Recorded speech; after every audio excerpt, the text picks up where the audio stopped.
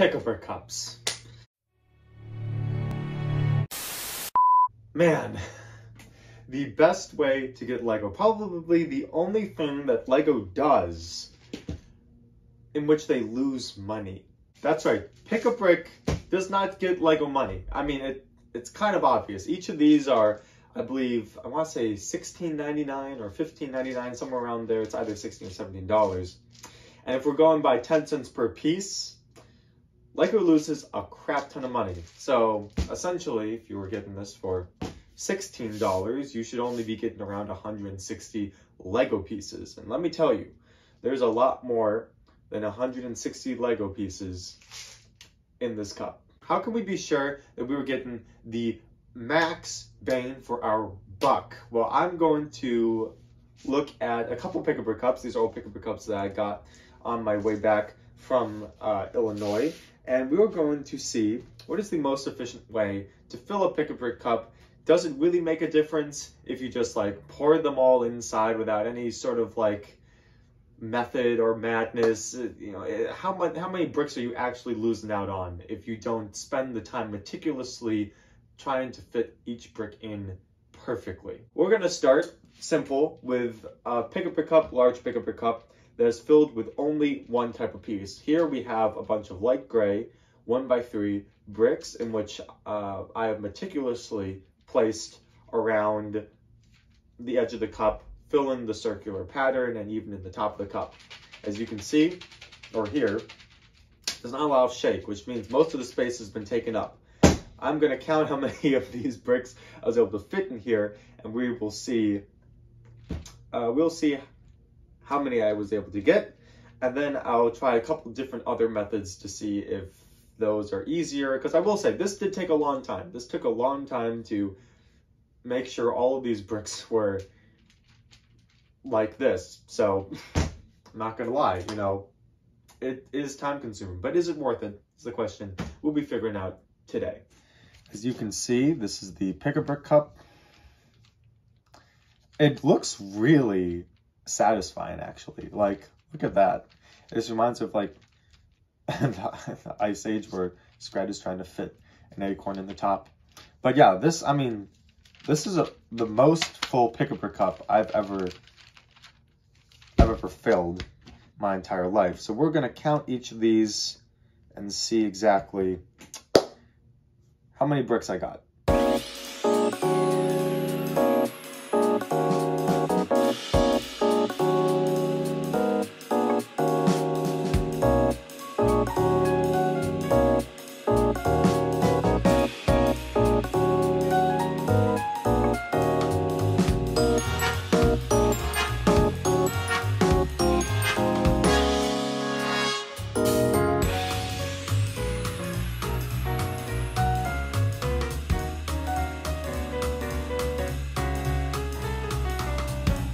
As you can see, I've organized these in rows of 10 and columns of 10, I should say. Columns of 10, rows of 10. And so this is 100, 200, 300, 400, exactly 420 1x3 bricks can fit in the circular formation in a Pick-a-Brick cup, a large Pick-a-Brick cup, which is a lot more than 10 cents, a lot less than 10 cents per piece. 160 to 420. That is almost getting each of these for like more like 3 cents, not 10 cents. That is an insane deal. So now that we know the exact number that can fit in this cup, when you do it in a circular formation, let's see how many can fit if we were to stack them vertically.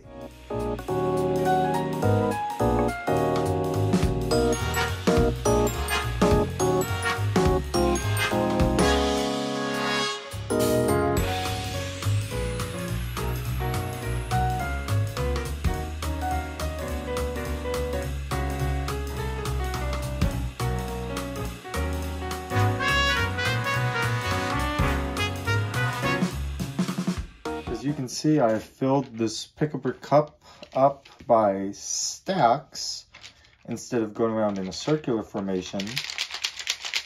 You can hear that there's a lot more empty space.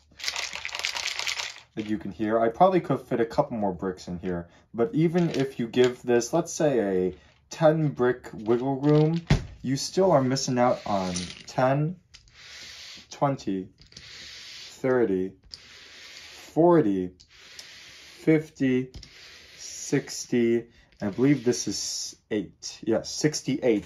68 1x3 bricks that you could be fitting in this cup if you did it circular, give or take 10. Let's round down. Let's say 55 bricks you're missing out on. So we'll give 13 bricks in here just for some human error, such as maybe right here or right here. You can maybe fit a brick in there or something.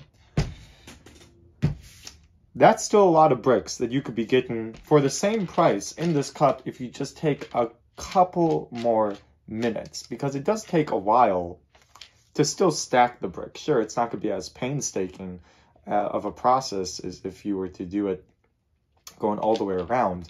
But if you think about it, it is worth it.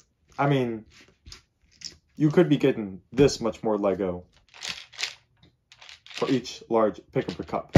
Now, next question is, how many bricks can we fit in this cup if we just pour it in? Just grab a handful, chuck it in here, top off the lid.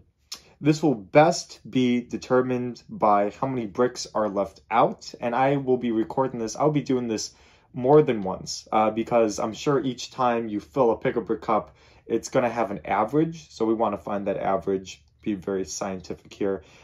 So we are going to fill this pick-up brick cup up multiple times, just chucking bricks in. I'm going to record how many bricks are left out each time, and we'll find the average and see how many bricks you could be missing out on if you were to just be lazy and chuck them in the cup.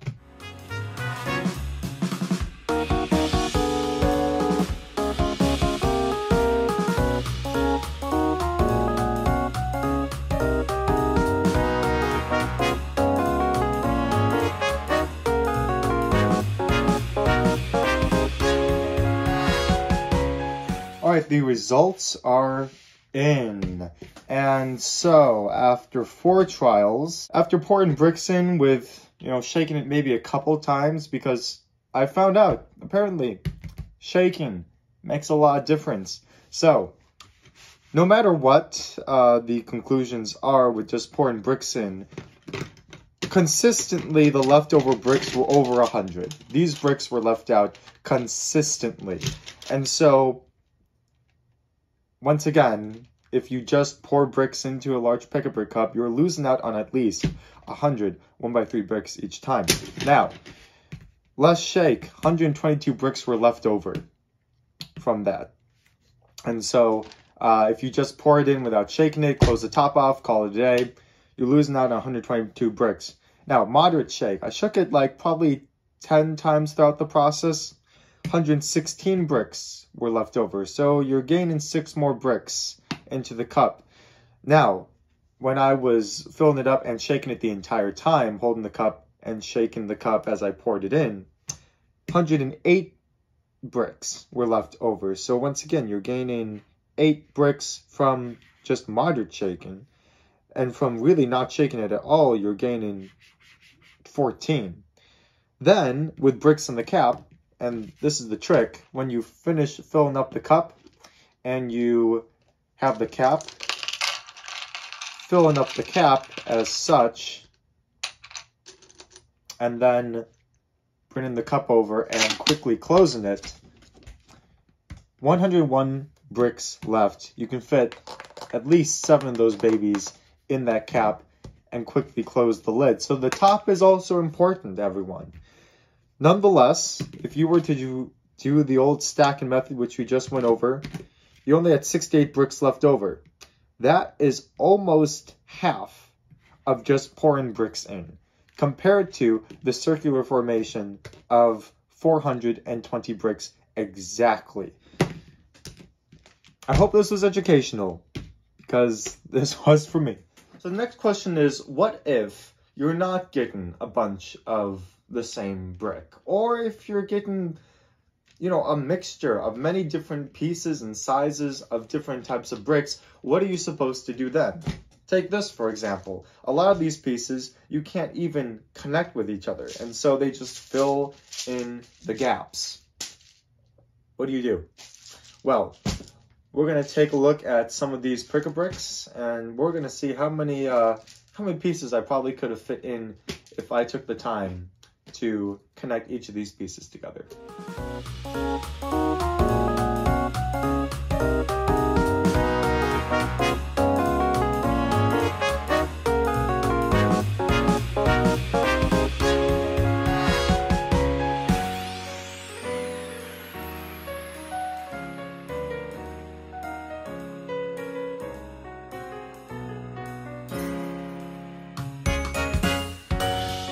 This is an interesting circumstance.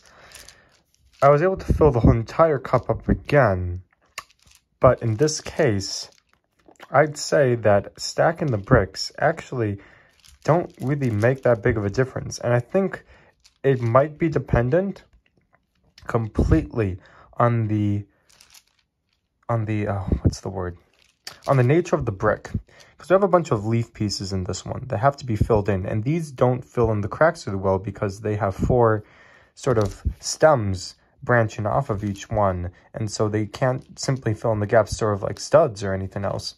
They have more of a 3-dimensional plane to them, rather than these pieces are more of a 2-dimensional, they're just flat. And so I think in this case, this cup, as you can see, it's all the way full. There's no more space for the other pieces, even after I connected all of them and took out some space. So I think this cup might be completely indifferent. But, you know, for the sake of science, let's keep going. Let's go for one of these other cups.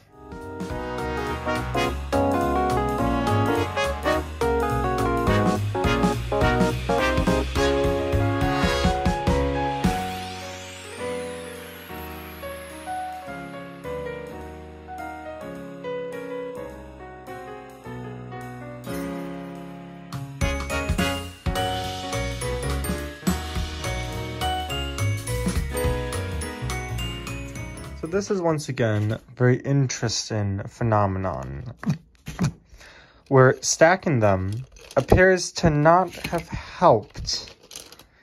And I'm not sure why. I even tried something different. I tried putting them in according to the concave of the cup itself. If you see the palm leaves, I have them going in a circle. Those pieces down there, I had them going around in a circle, but it appeared that did not help for some reason. So I'm going to try another orientation and see if it fixes things.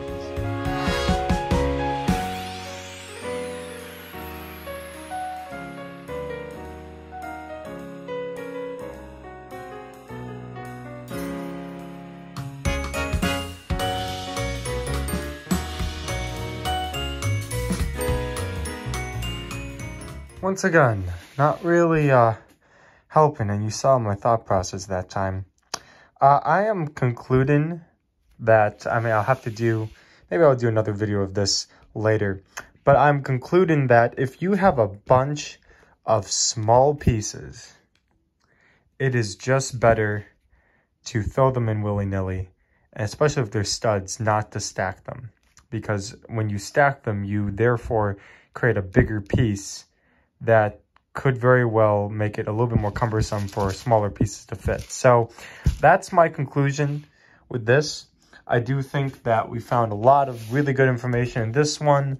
And yeah, so that is concluding the pick-a-brick, how to effectively fill it up all the way. There's a couple helpful tips, so take it or leave it. As it is, small pieces, better just to chuck them in, fill in the gaps. Bigger pieces, yes, I would say, such as this. I think also, when it comes to figuring out whether to stack them or to fit them to the contour of the cup, it is better to try to fit them to the contour of the cup. That is always going to be number one. So as you saw with this cup, I tried to do so. And honestly, if I didn't do that, I don't think I would have been able to fit some of my pieces in this cup anyway. So there we are. Thank you so much for watching. This is Story Studios. Everyone like, comment, and subscribe down below. Don't forget to check out some other videos on the channel, and I'll see you on the next video. Peace out.